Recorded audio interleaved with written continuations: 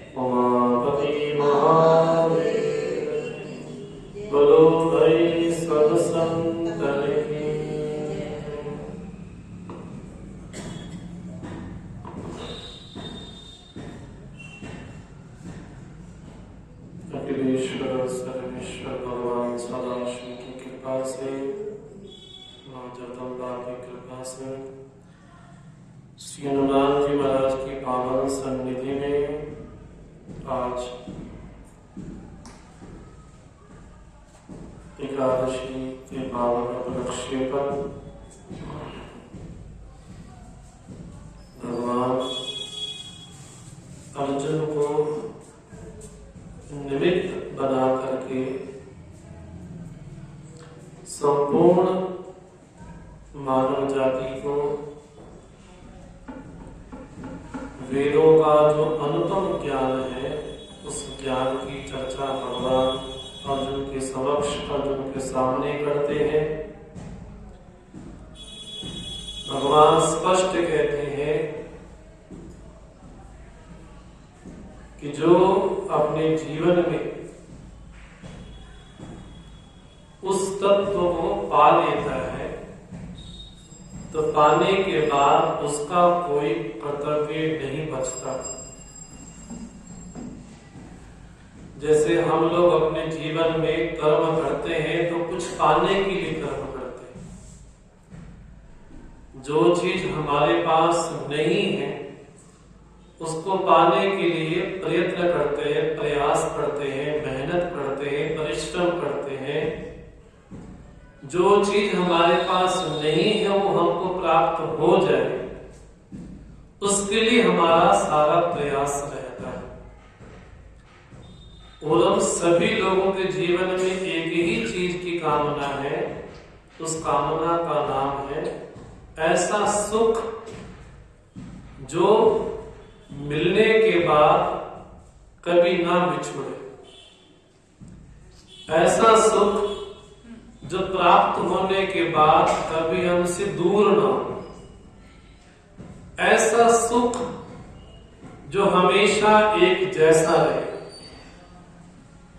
ऐसा सुख जो ऐसा ना हो कि दिन में चाहिए कि शाम को नहीं चाहिए, ना ऐसा सुख चाहिए कि दिन में भी हो, शाम को भी हो, रात्रि में भी हो। ऐसा सुख चाहिए जो सर्दी, गर्मी, वर्षा से भी अलग हो लेकिन एक जैसा। अब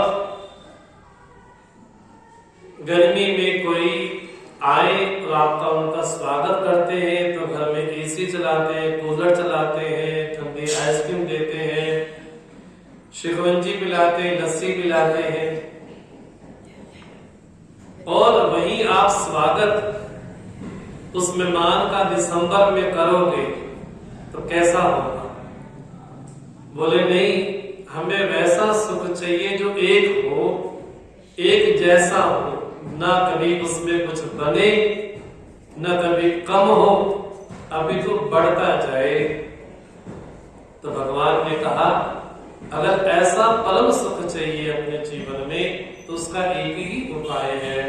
बोले क्या? उसका उपाय है जो हमारे जीवन में हमारा कर्तव्य है उस कर्तव्य को निश्चल भाव से, बिना किसी कामना के, बिना छल के, बिना कपट के, बिना वैर भाव के उस कर्तव्य कर्म को करते जाए। ये हमारे जीवन का एक ही नियम बनता है अगर ऐसा परम सुख चाहिए तो। अब जिसने उस तत्व को पा लिया, मतलब जिसने उस सुख को पा लिया, अब उसके जीवन में कोई कर्तव्य शेष नहीं बचता। लेकिन फिर भी भगवान कहते हैं ऐसा आत्मज्ञानी भी, ऐसा महापुरुष भी कर्म करता है। किसके लिए कर्म करता है? क्योंकि वो समाज में एक आदर्श स्थापित करता है। भगवान कहते हैं जो श्रेष्ठ होते हैं, वो श्रेष्ठ माने जो बड़े होते हैं, बड़ा जैसा आचरण करते हैं, छोटे भी उनको देख करके हाँ जी वैसा ही आचरण करते हैं। यद्यदाचरति श्रेष्ठः तत्तद्देवेतरो जनः स यत् प्रमाणं कुरुते लोकस्तदनुवर्तते। जो बड़े लोग, जो परिवार का मुखिया होगा, जो संस्था का मुखिया होगा, जो कोई प्रांत का बड़ा होगा, जो अपने घर में बड़ा होगा, अगर बड़े लोग वैसा आचरण करेंगे हाँ जी, छोटे भी वैसा ही आचरण करेंगे। अगर बड़े हैं अपने माता पिता को वृद्धाश्रम छोड़ करके आते हैं तो वो भी दिन आएगा उनके जो बच्चे होंगे बोले हमारे पापा अपनी दादी को नानी को वृद्धाश्रम छोड़ करके आए थे, तो जब मेरे पापा भी बड़े हो जाएंगे तो मैं भी अपने पापा को हाँ जी वृद्धाश्रम छोड़ करके आऊंगा। क्यों? क्योंकि पापा से वही सीखा। अगर पिता से ये सीखते कि जब तक उनके श्वास है उनकी सेवा करें, तब बच्चों में भी वैसे संस्कार पड़ते हैं। बच्चे वो सीखते हैं जो हमको देखते हैं। हम जैसा अपने जीवन में किसी चीज को समझ पाते हैं। देखो फिल्म जो देखते हैं ना, भले कहानी झूठी हो, हमको पता है कि कहानी झूठी है, हमको पता है कि कोई मरता नहीं है वहां पर, भले कितनी मधुर गोली मार दी जाए कोई वहां पर मरता नहीं है, लेकिन फिर भी 3 घंटे के लिए 2.5 घंटे के लिए हम उसको सच्ची मान लेते हैं कि वो हीरो है, वो विलन है, वो दुश्मन है, वो ऐसा है, वो चोर है, वो डाकू है, वो सज्जन है। असल जीवन में है या नहीं ये पता नहीं, लेकिन फिर भी 2.5-3 घंटे की फिल्म ने हमारी आंखों पे ऐसी चीज जमा दी कि जो दिख रहा है वो सच्चाई में भी वैसा होगा। हो सकता है कि जो वहां पर दिखाई पड़ रहा बड़ा दानी हो, लेकिन रियल लाइफ में बड़ा कंजूस हो। वहां दिखाई पड़ रहा बड़ा दयालु है, बड़ा कृपालु है, हो सकता है कि अपने असल जीवन में बड़ा निर्दयी हो, ये भी हो सकता है। लेकिन 2.5 घंटे की फिल्म हमको हमारी आंखों में एक बात बता देती है कि जो चल रहा है वो सच है। भगवान बोलते हैं अगर जीवन में हम ज्यादा सुन करके नहीं, ज्यादा देख करके हम प्रभावित होते हैं, तो जैसा हम देखते हैं हमारा आचरण भी उनको देखा देखी वैसा ही होता जाता है। इसलिए श्रेष्ठ पुरुष पे बहुत बड़ी जिम्मेवारी होती है, उसको बड़ा संभल करके चलना पड़ता है। अगर मैं ऐसा आचरण करूंगा, ये हर जगह है, आश्रम में भी है, घरों में भी है, हर जगह ऐसा है। अगर गुरु वैसा आचरण करे तो शिष्य भी वैसा ही आचरण करेंगे। और घर में भी अगर पिता जैसा आचरण करेगा तो उनका पुत्र भी, उनकी संतान भी वैसा ही आचरण करेंगे। भगवान श्री राम सुबह उठते ही क्या करते हैं? प्रात लई, सुबह उठते भगवान श्री राम सबसे पहले मात पिता गुरु नावई माता, सुबह उठ करके माता को, पिता को, गुरुजन को दंडवत प्रणाम करते हैं। अब यही शिक्षा हम क्या बोलते, बच्चे मानते नहीं है, बच्चे मानते नहीं है। वो मानते इसलिए नहीं है क्योंकि हमको दिखाते नहीं है। अगर हम भी अपने बच्चों को, अपने संतानों को, बेटियों को, बड़ों को लेकर के जाएं, बोले ऐसी भगवान की कथा होती है, ये भगवान का ज्ञान है, ये ऐसा दिव्य ज्ञान है, तो जैसा वो देखेंगे उनका आचरण भी बोले वैसा ही होगा। तो भगवान बोलते हैं यद्यत आचरति श्रेष्ठः, श्रेष्ठ लोग यद्यत आचरति श्रेष्ठः, जैसा वो आचरण करता है, जैसा पहनावा पहनता है, जैसा बोलता है, जैसा खाता है, जैसा लोगों से व्यवहार करता है। देखो घर में बच्चे को क्या सीखते हैं कि मेरे पिताजी मेरे पड़ोसी से कैसे बातें कर रहे हैं, मेरी माँ पड़ोसी से कैसे बातें कर रही है। तो बच्चे जो सीखेंगे, जो देखते जाएंगे, उनका जीवन भी बोले वैसा ही होगा। भगवान बोलते हैं ये अगर कोई बड़ा है, बड़ा बनना कोई आसान नहीं है, क्योंकि बड़े पे बहुत बड़ी जिम्मेवारी हो जाती है। इसलिए भगवान बोलते हैं जो श्रेष्ठ होगा, और श्रेष्ठ मैंने जो सेठ होगा, हम बोलते हैं सेठ जी है, सेठ जी, सेठ कौन? जो श्रेष्ठ हो, जिसका आचरण श्रेष्ठ हो। बोले ऐसा कोई जिसका आचरण श्रेष्ठ हो, उसको देखा देखी भी अन्य लोग भी वैसा ही आचरण करते हैं। इसलिए भगवान बोलते मैं भी अपने कर्तव्य से दूर नहीं जाता। कभी ऐसा हुआ कि सूर्य ने कहा कि आज 2 मिनट लेट उठते हैं, कभी ऐसा हुआ कि रात्रि ने कहा कि बहुत दिन हो गए हम 1 घंटा लेट जाते हैं। बोले सृष्टि की हर एक चीज अनुशासन में है ना। इसलिए वाणी क्या बोलती, हुक्म ही अंदर सबको, बाहर हुक्म न कोई, सारी सृष्टि हुक्म में चलती है, माने शासन में चलती है। माने भगवान भी वैसा ही अपने जीवन में कर्तव्य कर्म करते हैं, इसलिए करते हैं ताकि उनको सीख दी जा सके। इसलिए भगवान अर्जुन को बोलते तुम श्रेष्ठ हो, और श्रेष्ठ होने के नाते तुम्हारा कर्तव्य बन जाता है कि तुम भी वैसा ही आचरण करो। भगवान बोलते हैं अगर कोई महापुरुष है फिर भी अगर कोई कर्म में लगा भी हुआ है फिर भी उनको कर्म में लगाए, लेकिन सावधानी ये बरते कि धीरे धीरे उसके जीवन से जो आसक्ति है वो धीरे धीरे दूर हो जाए। भगवान बुद्ध जी इतना बड़ा सुंदर उपाख्यान है, वर्णन है, लेकिन हम ना समझ लो क्या करते हैं। भगवान बोलते हैं गीता के 3 अध्याय का 27वां नंबर श्लोक, प्रकृति क्रियमाणानि गुणी कर्माणि सर्वशा अहम कार्य मूढ़ात्मा कर्ता अहम इति मन्यते। सारा सृष्टि में काम कौन करता है? बोले इंद्रियां देखने का काम करती हैं, इंद्रियां सुनने का काम करती हैं, जिह्वा बोलने का काम करती है, नासिका घ्राण का काम करती है। सारे काम तो इंद्रियां करती हैं, लेकिन हम बोलते कि मैंने किया, मैंने किया, मैंने किया। अच्छा 1 मिनट के लिए मान लो कि वो श्वास निकल जाए, अब कौन बोलेगा कि मैंने किया, मैंने किया, मैंने किया? बोले ये हमारी नासमझी है कि हम कहते हैं कि हमने किया, लेकिन फिर भी अपने जीवन में कर्तव्य कर्मों को करें। लेकिन कर्तव्य कर्म कैसे हो? तो भगवान कहते हैं मयि सर्वाणि कर्माणि सर्वस्य, सारे कर्म मेरे लिए समर्पित कर दो। मेरे लिए मैंने जैसा हम भगवान को समर्पित करते हैं, भगवान प्रसन्न होकर के क्या करते हैं? हमको वैसा फल भी प्रदान करते हैं।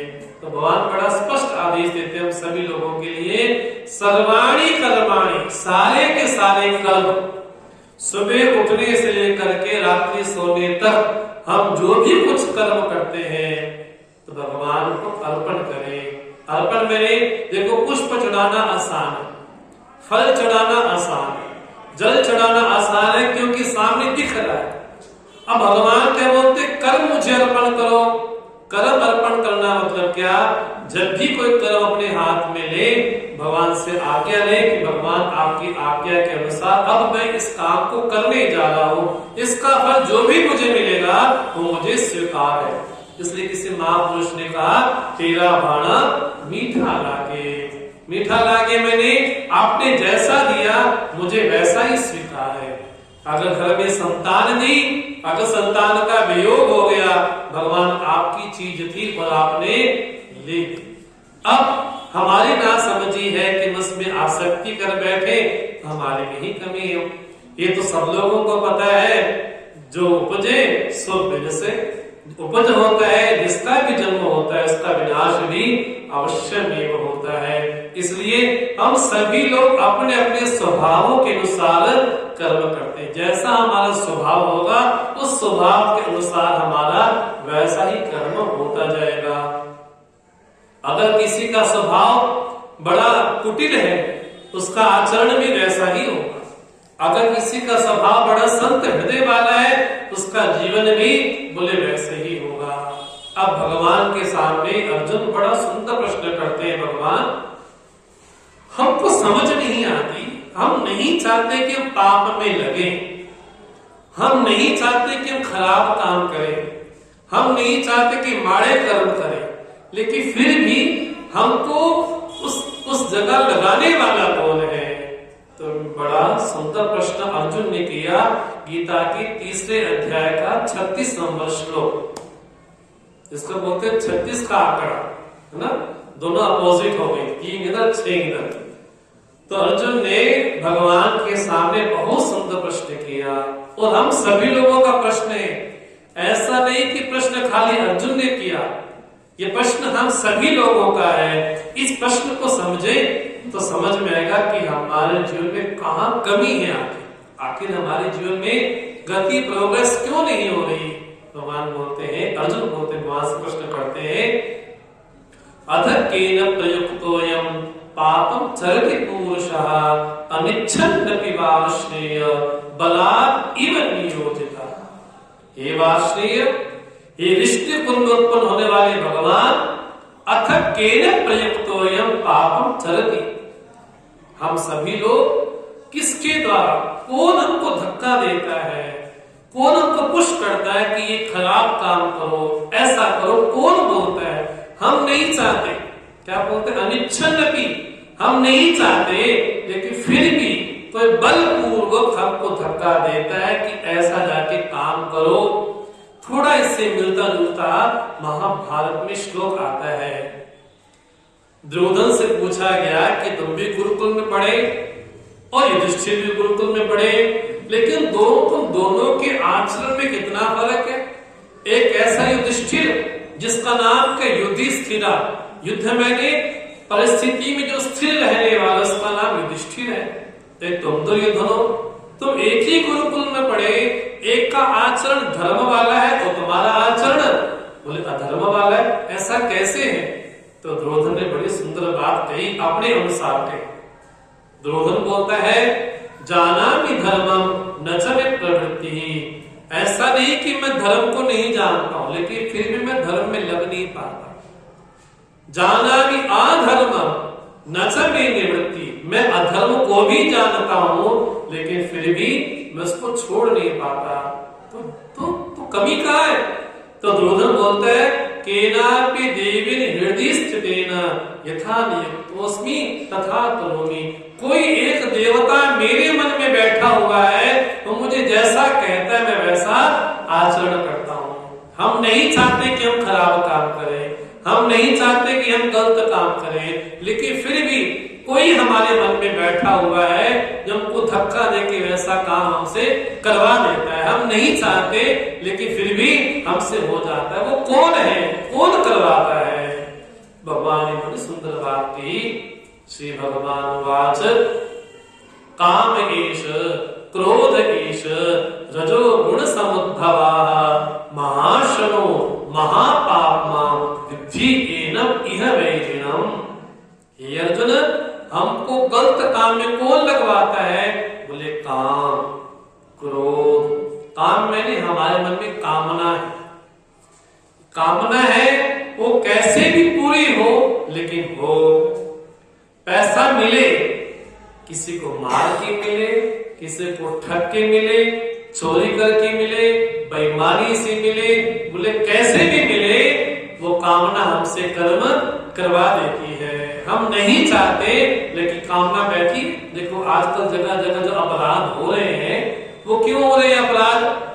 क्योंकि बड़ी बड़ी चीजों का शौक हो गया, उसके पास इतना बड़ा प्रॉपर्टी है, गाड़ी है, बंगला है, आईफोन है, ये है। अब बच्चों को क्या लगता है कि हमारे पास भी हो। जब हमारे पास हो तो वैसे संसाधन नहीं है, तो जब संसाधन नहीं है तो क्या करें? चोरी करो। देखो कई माताओं की वो चैन लेके चले जाते हैं, खींच करके, कभी बाल लेके चले जाते हैं। कौन है ये? उनको कौन लगाता है? बोले मन में कामना है। तो कामना उनको फोर्सफुली धक्का देती है, पुश करती है कि जाओ ये काम करो। करोगे तो बढ़िया है, पकड़ेंगे तो देखी जाएगी। कौन करवाता है? भगवान बोलते काम ईश, क्रोध ईश, रजोगुण समुद्भवा। ये रजोगुण से उत्पन्न काम और क्रोध ही है। भगवान बड़ा भाव रखते हैं, क्या खाता कितना है? बोले हम तो 2, 4, 5 रोटी खा लेंगे, लेकिन काम कितना खाता है? तो भगवान बोलते महाअश्ना। महाअश्ना मैंने इतना खाता है, इतना खाता है कि एक कामना पूरी हुई नहीं कि दूसरी कामना खड़ी है। दूसरी कामना पूरी हुई नहीं, बोले ज्यादा नहीं 10 लाख रुपए मिल गए तो जीवन धन्य हो जाए। अच्छा 10 लाख मिल गए, अब बोले अब थोड़े 15 मिल जाए। बोले 15 मिल गए, अब बोले 50 लाख मिल जाए।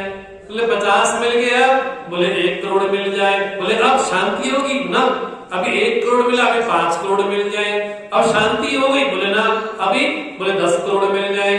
कभी देखते टीवी में उनके घर में छापा आया, छापा पड़ा, कितना निकला? 300 crore cash, 500 crore cash, 1000 crore cash. ये क्या है? बोले कामना है जो कभी पूरी नहीं होती। क्या बोलते? महाअश्ना, बहुत खाता है। कितना खाएगा? बोले कुंभकर्ण इतना भी खाता जितना हमारा काम खाता, हमारी कामना खाती। एक कामना पूरी होती है तो 10 को साथ लेकर के आती है। एक माता जी का अवतार हुआ ना कि उसको वरदान था कि जितना खून की बूंदे नीचे गिरेंगी, रक्त बीज है ना, तो नीचे जितनी बूंदे गिरेगी उतने ज्यादा प्रकट हो जाएंगे। तो वो क्या है, बोले हमारी कामना ही रक्त बीज है। जैसा जैसा रक्त बूंद नीचे गिरती जाएगी, एक कामना पूरी हुई, 10 कामनाएं खड़ी होंगी। बोले आज इतना है तो कल इतना मिल जाए, आज इतना मिले तो कल और उतना बड़ा मिल जाए।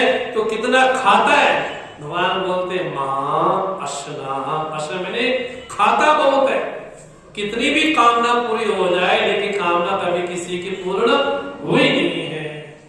बोले यहां तक कि किसी को इंद्र का सिंहासन भी मिल जाए, हाँ जी बहुत बड़ी बात है।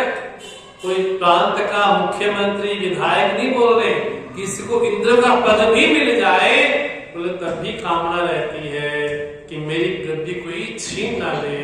वो तपस्या कर रहा है, मतलब मेरी गद्दी चली जाएगी, उसमें विघ्न डाल देता है। बोले वहां पर भी शांति मिल पाती। कितना है, बोले महाअशना, बहुत खाता है, बहुत खाता है, बहुत खाता है। कितना खाता है, बोले इस जन्म से लेकर के कितने योनियां घूम लो, कामना कभी पूर्ण नहीं होती। तो पूर्ण कब होती है, जब आवे संतोष धन, सब धन धूलि सम। संतोष प्राप्त हो जाए कि जितना परमात्मा ने दिया है उतना बहुत, तेरा रख ला शुक्र है परमात्मा कि जितना दिया उसके लायक में था नहीं, उसके योग्य में था नहीं, मेरी औकात से बढ़ करके दे दिया भगवान, तो बड़ा तेरा शुक्र है। अब कई लोग बोलते हैं कि इसको आलसीपन हो गया। बोले आलसी नहीं, धन चाहिए, धन तो घर के लिए भी चाहिए, परिवार है, बच्चे हैं, उनकी फीसें हैं, उनकी नौकरियां हैं, चाहिए। लेकिन जो धन की तृष्णा है कि किसी को हड़प करके मिल जाए, किसी को धोखा देके मिल जाए, बोले उस धन की निंदा है। धन की निंदा वैसी नहीं, वो तो लक्ष्मी स्वरूप है। बोले वो तो उससे तो जीवन चलता ही है, लेकिन ऐसी लक्ष्मी प्राप्त हो जाए जो चंचला ना हो, जो अचल हो। और वो अचल लक्ष्मी कहाँ प्राप्त होती है, बोले जब हम अपने जीवन में संतोष रूपी धन को स्वीकार करते हैं। तो बोले जितना दिया भगवान पर्याप्त है। बोले जो पर्याप्त होता है वही जीवन में आगे आगे ग्रोथ करता चला जाता है। भगवान बोलते कामना कब पूर्ण होती, बोले पूर्ण नहीं होती। कैसी है, महाअशना, महापापमा, पापी नहीं है, महापापी है। इसलिए हम सभी लोगों का वैरी कौन है जी, कहां ध्यान है, हम सभी लोगों का वैरी कौन है, बोलते हमारा वैरी, कौन वैरी, भगवान बोलते विद्धि एनम इह वैरिनम, हमारे जीवन में सबसे बड़ा वैरी शत्रु बाहर का कम होगा, बाहर का भले कम नुकसान पहुंचाएगा, लेकिन जो भीतर का शत्रु होगा वो ज्यादा नुकसान पहुंचाएगा। तो हमारे जीवन में वैरी कौन है, भगवान से विद्धि, विद्धि मैंने जान लो, समझ लो कि हमारे जीवन में वैरी कौन है। तो कौन है वैरी, बोले काम, क्रोध, वो कामना जो जगत में लगाए, वो कामना जो संसार में लगाए, वो कामना जो अंधकूप में लगाए, उस काम का हाँ जी भगवान विरोध करते। लेकिन बोलते काम भी मैं हूं, काम कौन सा, बोले जो शास्त्र सम्मत हो वो काम भी मैं ही हूं। लेकिन ये काम कहां छुप के रहता है, बोले धूमेन आवृते वन्ये यथा दर्शो मलिन च यथोल्पेनावृतो गर्भा तथा तेनदम आवृतम। धूमेन आवृते वन्ये, बोले धुआं होता है ना, अग्नि क्या करती है, धुआं क्या करता है, अग्नि को छुपा देता है कहीं। यथा दर्शो मलिन च, जैसे पेट में वो बच्चा हो बिल्कुल झिलमिल बिल्कुल का बाहर लगा होता है, बोले उसी तरह से हमारे जीवन में काम इस तरह से छुप करके रहता है। हमारे जीवन में सबसे बड़ा वैरी कौन है, भगवान बोलते हैं ज्ञानिना नित्य वैरिना, जो ज्ञानी लोग हैं उनका नित्य वैरी है। वो जो ना समझ है, ना समझो के लिए तो काम तो मित्र ही है। बड़ी बात बोलते हैं भगवान। जो ना समझ हैं, जो अभक्त हैं, उन अभक्त लोगों के लिए काम कैसा है? बोले मित्र की तरह है।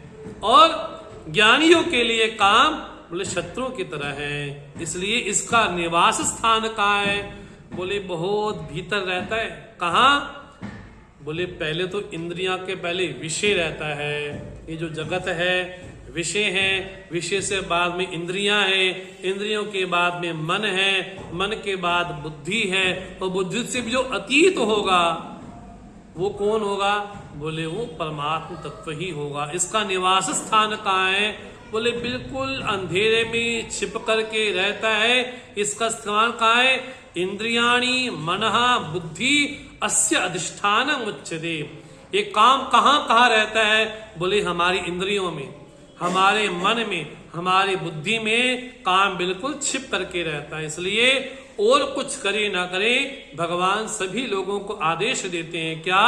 तस्मात्म इंद्रियाणि आदो नियम्य।